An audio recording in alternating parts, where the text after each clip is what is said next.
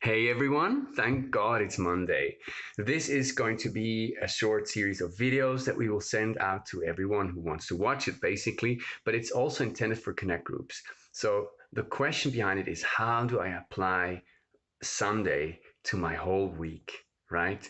Because it's nice to go to church and hear a sermon and be fired up about certain things, but then how do you put it into practice? And so this is going to be the focus for these little short video series. They're going to be short, I promise, and they're going to go right to the chase. I'm not going to invest a lot into motivating you for what we talked about. I'm going to talk mostly about the how. Short context for what it is about. I'm going to link the sermon always in this video, so you can actually watch it and then go like, so this was the sermon about. But then let's go to the application. So first, what is the sermon about?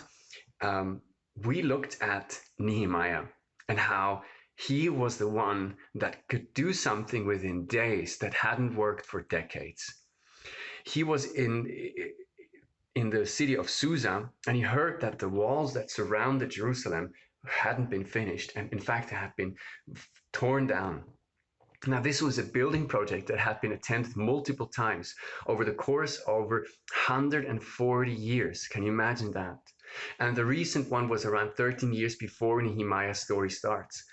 So when he hears that, he hears something that has been the status quo for multiple generations. Now, the way he responds is not by hyperactivity, and it's also not by ignoring the situation. He actually goes straight into prayer.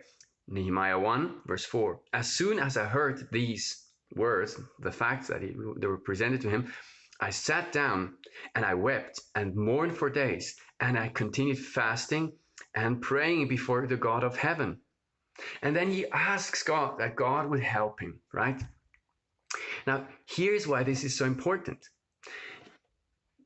Decades ago, a prophet called Ezekiel has a prophecy that says that God was looking for a man that would rebuild the wall and stand in the gap before God, so that he would actually not have to, stay on this curse that God was bringing to the people of Israel. And he found no one until Nehemiah, right? God was looking for somebody to do things, but also who would be a man, you could also say a woman of prayer. God is looking for a man or a woman of prayer, because those people are the ones who stand in the gap.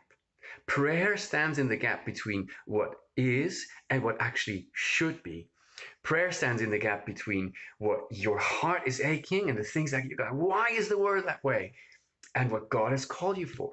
Prayer stands in the way between what you want to become, the person that you're meant to be as God displays it, and who you are today. Prayer has this amazing force to stand in the gap before God and the world and bridging the gap between things. Prayer bridges the gap. So that's the amazing thing about the prayer that Nehemiah did. And that's what actually made the difference for the chapters afterwards, where he rebuilds and has this amazing way of rebuilding society through a building project. Prayer is the secret sauce. Okay, so having said that, how do you apply that, right? How do you apply that? I would suggest that if you're in the context of a Connect group, try to focus on prayer. See if you can pray for half an hour straight without any breaks, without any feeling tired. This is a bit of like a gym session, right? You have to do a bit of effort into this. Why don't you talk to each other, not just about how are you doing, how can we help, blah, blah, blah, but like ask, where do you see gaps between how things are and how they should be? Where do you see gaps between what you're called and what God has called you to be? Where do you see gaps that have to be filled with prayer? And then spend time in prayer. Do groups of 2, groups of 3, maybe if the group is too big, so everybody actually gets to pray, right? Otherwise it becomes a circle of people listening to each other. Or pray all loud together, and then maybe, or get somebody to direct the prayer and says, let's pray for that, and then everybody prays, and then let's pray for this, and then everybody prays for that. There's multiple ways of structuring that prayer, so it's going to be great. If you're alone, then I would suggest that you find a person that you can pray together with multiple times this week, maybe 3 times. Why don't you choose to say to somebody you could imagine yourself praying for a few minutes, 10 minutes at 3 times, and you get to that half an hour of prayer easily, right? Start to pray and start to fill gaps between heaven and earth. That's what you and I are called to do. So God bless you. Have a wonderful week.